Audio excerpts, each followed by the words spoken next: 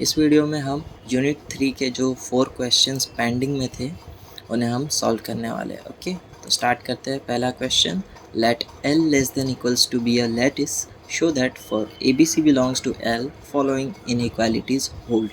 तो ये हमें प्रूव करना है, ये दोनों इनइक्वालिटीज़ को। ओके, तो ये आप कोई भी तरह से आप प्रूव कर सकते हो। अगर आपको प्रॉपर्टीज़ यूज़ करना है तो प्रॉपर्टीज़ के थ्रू भी कर सकते हो, या फिर एक एग्जाम्पल बना के प्रूव करना चाहते हो तो भी प्रूव कर सकते हो। ओके, तो हमने यहाँ पर एग्जाम्पल के थ्रू प्रूव किया है। तो स्टार्ट करते हैं। Let L less than equals to be a lattice. तो यहाँ पे हमारा ऑपरेशन क्या है, लेस देन इक्वल्स टू, और यहाँ पे हम वैल्यू ले लेते हैं A की 1, B की 2, C की 3। अब आप इसका रिलेशन बनाओ, और जो रिलेशन होगा उसमें से आपको रिफ्लेक्सिव पेयर्स निकाल देनी है। तो इसमें क्या होगा, 1 लेस देन 1, ठीक है। 1 1 की रिफ्लेक्सिव पेयर बनेगी, पर रिफ्लेक्सिव पेयर हम नहीं लिखेंगे। इसके लिए 1 2 1 3 जो है ट्रांजिटिव में निकल जाएगी, 2 2 भी निकल जाएगी, 2 3 एक बचेगी, और 3 3 भी निकल जाएगी। तो ये हमारी दो पेयर्स है, तो इससे हमारा लैटिस कुछ इस तरह से बनेगा। ओके, है ना। और आपको ये जो फॉर्मूला है ये हमने एक PDF में देखा था, सेम वही है, बस यहाँ पर जो LUB यानी V था उसे यहाँ पर XOR से रिप्लेस कर दिया है, और जहाँ पर GLB लेस ये एंड था उसे स्टार से रिप्लेस कर दिया। तो ये दोनों का मतलब सेम ही होता है, यानी XOR यानी क्या होता है, जॉइन, और जॉइन LUB होता है, और स्टार जो है वो मीट होता है, और ये भी GLB होता है, मीट। ओके, तो आप ये जो और की जगह इससे भी आप रिप्रेजेंट कर सकते हो, और एंड की जगह स्टार से रिप्रेजेंट कर सकते हो। ओके, तो ये चीज़ आपको याद रखनी है, ठीक है। अगर आपको याद रखना हो तो यहाँ पर देखो, जो XOR में है वहाँ पर ये सर्कल बन रहा है, और जॉइन में जो O है वो भी एक सर्कल है। तो इस तरह से आप याद रख सकते हो, और जो बचा उसका अपोजिट। और जॉइन का मतलब आपको पता होना चाहिए, LUB, वो भी नहीं पता है तो जॉइन का पहला लेटर क्या है, J, और J का सेकेंड लेटर क्या आएगा, यानी J K और L यानी L से क्या स्टार्ट होगा, LUB। ओके, और ये जो U है, U किसके साथ रिजेंबल होता है, V से, या फिर U के बाद क्या आता है, V। तो इस तरह से आप याद रख सकते हो। और यहाँ पे E है, E के बाद क्या आएगा, F, और F के बाद क्या आएगा, G।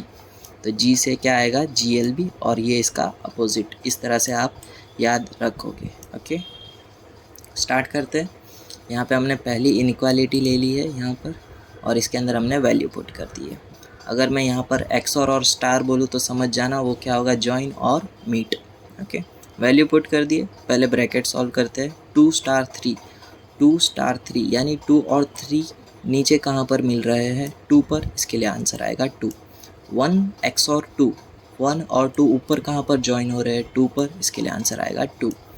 1 XOR 3, 1 और 3 ऊपर कहाँ ज्वाइन हो रहे हैं, 3 पर, इसके लिए आंसर आएगा 3। ओके, और 1 XOR 2, 1 और XOR 2 क्या अभी हमने फाइंड किया, 2, और क्या यहाँ पे 2 स्टार 3, 2 और 3 नीचे कहाँ पर मिल रहे हैं, 2 पर, इसके लिए आंसर आएगा 2, और 2 इक्वल्स टू 2 आ गया, और ये क्या है हमारा B। तो यहाँ पे हमने प्रूव कर दिया पहली इनइक्वालिटीज़ को। अब सेकंड पे आ जाते हैं। ये वाली कुछ नहीं किया है, सिर्फ यहाँ पर जो XOR था वहाँ पे स्टार रिप्लेस कर दिया, और जहाँ पे स्टार था वहाँ पर XOR रिप्लेस कर दिया है। तो वैल्यू पुट कर दी। अब यहाँ पर ब्रैकेट्स को सॉल्व करते हैं। 2 XOR 3, 2 XOR 3 यानी 2 और 3 कहाँ पर ज्वाइन हो रहे हैं, 3 पर, इसके लिए आएगा आंसर हमारा 3। 1 स्टार 2, 1 और 2 नीचे कहाँ पर मिल रहे हैं, 1 पर, इसके लिए आंसर आएगा 1। और 1 स्टार 3 वो भी 1 पर ही मिलेंगे, इसके लिए आंसर आएगा 1। कि 1 स्टार 3 अब भी हमने देखा 1 1 1 XOR 1 क्या होगा, 1 पे ही रहेगा। यहाँ पे हमारा आंसर आ चुका है A इक्वल्स टू A, और यहाँ पे हमने दोनों इनइक्वालिटीज़ को प्रूव कर दिया है। सेकेंड क्वेश्चन देखते सेम इसी तरह से। Show that in a lattice if A less than equals to B less than equals to C, then ये हमें प्रूव करना है। गिवन दैट, ये अभी ये जो हमारा जो गिवन है वो लिखा है, और इसमें भी सेम हमने वही वैल्यूज़ एज्यूम की है, और ये चीज़ आपको याद रखनी है, भूल मत जाना ये। तो वैल्यूज़ पुट कर दी हमने यहाँ पर। A XOR 2, 1 XOR 2, 1 और 2 ऊपर कहाँ पर ज्वाइन हो रहे हैं, 2 पर, इसके लिए 2।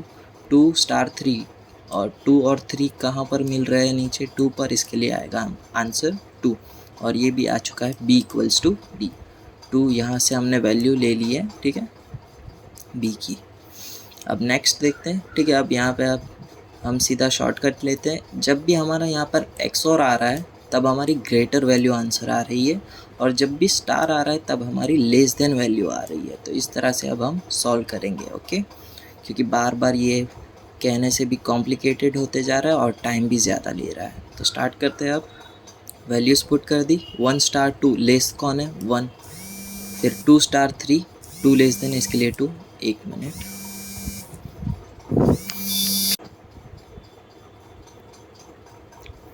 1 XOR 2 XOR आ चुका है, यानी ग्रेटर वैल्यू लेनी पड़ेगी, यानी 2, ओके। 1 XOR 3 ग्रेटर वैल्यू लेनी पड़ेगी 3।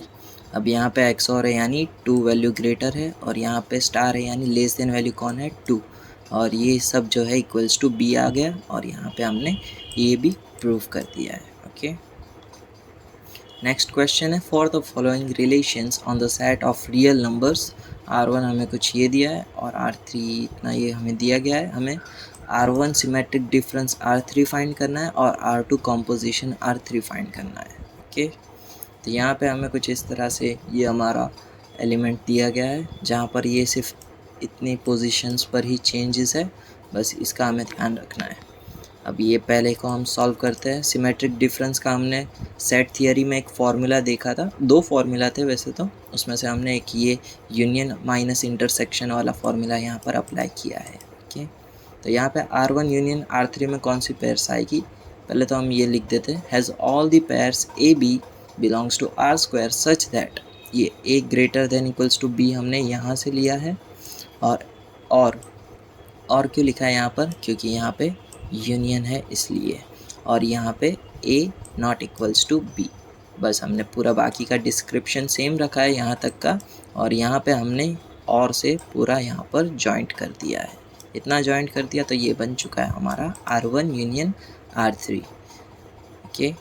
अब इंटरसेक्शन फाइंड करते हैं। इंटरसेक्शन में क्या होगा, all the pairs a b belongs to R square such that a greater than equals to b and, ठीक है, यहाँ पे इंटरसेक्शन है इसके लिए and a not equals to b। अब हमें इसका इंटरसेक्शन फाइंड करना होगा, तो इसको मैं a greater than equals to को ये 2 पार्ट में कन्वर्ट कर सकता हूँ, a ग्रेटर देन b और a equals to b। Not equals to है तो क्या होगा, या तो ग्रेटर देन होगा या फिर लेस देन होगा, और इसमें सेम कौन सा आ रहा है, a ग्रेटर देन b। तो यहाँ पे आएगा हमारा a ग्रेटर देन b की पेयर्स, ओके। तो यहाँ पे हमारा R1 इंटरसेक्शन R3 भी रेडी हो चुका है। अब बस माइनस परफॉर्म करना है। तो यहाँ पे जो ये है हमारा R1 greater than equals to b, उसमें से ग्रेटर देन हम माइनस कर देंगे, और यहाँ पे बचा क्या, नॉट इक्वल्स टू। तो यहाँ पे आंसर आ जाएगा हमारा नॉट इक्वल्स टू, और यहाँ पे हमने a b belongs to R square लगा दिया, और यहाँ पे हमारी कंडीशन है a not equals to b, और ये क्या था हमारा R3। तो हमारा पहला आंसर आएगा R3, okay. R2 composition R3, तो इसके अंदर कुछ नहीं करना है। R2 के अंदर आप ए बी ले लो, और R3 के अंदर बी सी ले लो, उसके आप ऑपरेशंस लिख दो, बी बी कैंसिल हो जाएगा, हमारे पास 2 कॉम्बिनेशन बचेंगे, 2 आउटकम्स बचेंगे, या तो a greater than equals to c होगा या फिर a not equals to c होगा। और ये जो नॉट इक्वल्स टू सी है वो सारे इसके एलिमेंट कंटेन कर लेगा, इसके लिए आंसर आएगा a not equals to c, okay. तो देखते हैं यहाँ पे a c where b belongs to R such that a b belongs to R2 and b c belongs to R3, यही पॉइंट लिखा है। A b belongs to R square a less than equals to b, composition b c belongs to R square b not equals to c, b b cancel, कहाँ गया इसका b, ये वाला, okay. और फिर ये जब आप सिंप्लीफाई करोगे इस तरह से तो आपका नॉट इक्वल्स टू आएगा, और ये जो कॉम्पोजिशन का आंसर है वो हमारा कुछ ये रहेगा, ओके। तो ये वाला क्वेश्चन आपको ध्यान देना है इस पर। नेक्स्ट है हमारा solve the recurrence relation which represent the Fibonacci sequence. ये हमारी फिबोनाची सीरीज़ है। इसके अंदर हम क्या करेंगे, पहले कैरेक्टरिस्टिक्स इक्वेशन में इसे कन्वर्ट कर देंगे, ओके। तो कैरेक्टरिस्टिक्स इक्वेशन कुछ इस तरह से आएगा, और इसे हम क्वाड्रेटिक इक्वेशन से कंपेयर करेंगे, और a की जगह पे यहाँ पे क्या है 1, तो इसके लिए a1 आ गया, बी की जगह पे क्या है -1, तो इसके लिए -1, सेम सी की जगह पे है -1।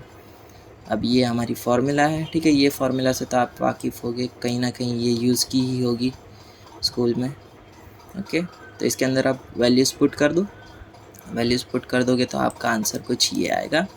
एक आप लिख दो प्लस के लिए और एक लिख दो माइनस के लिए, और ये जो है वो इक्वल्स टू नहीं होने की वजह से हम ये वाली फार्मूला में लैम्डास की वैल्यू पुट कर देंगे। ये आ चुका है हमारा इक्वेशन 1। अब हमें दिया क्या है n equals to 0, n equals to 1, n equals to 0 put कर देते तो यहाँ पे 1 आ जाएगा, यहाँ पे 0 और यहाँ पे 0, 0 की पावर तो 1 हो जाएगा, तो बचा क्या C1 plus C2, okay. n equals to 1 put कर दिया तो बस ये पूरा टर्म एज इट इज़ ही आ जाएगा, इतना टर्म आ गया। अब ये जो डिनोमिनेटर में 2 है वहाँ उसको हम यहाँ पर भेज देंगे, तो ये आ चुका है 2, ओके। ये आ चुका है हमारा थर्ड इक्वेशन और ये हमारा सेकंड इक्वेशन। अब ये दोनों को हम सॉल्व करेंगे। पहले तो ये वाला एज इट इज़ लिख देंगे और फिर इसमें हम इन दोनों में से कोई एक को मल्टीप्लाई कर देंगे। मान लो कि हम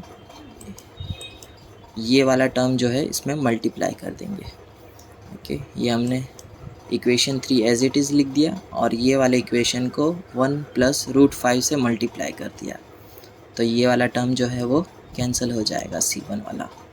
और जब आप इसको सिंप्लीफाई करोगे तो आपका C2 कुछ इस तरह से आएगा और ये जो डिनोमिनेटर में माइनस है उसे हम ऊपर दे देंगे, तो ये दोनों की पोजीशंस चेंज हो जाएगी और ये आ जाएगा हमारा आंसर।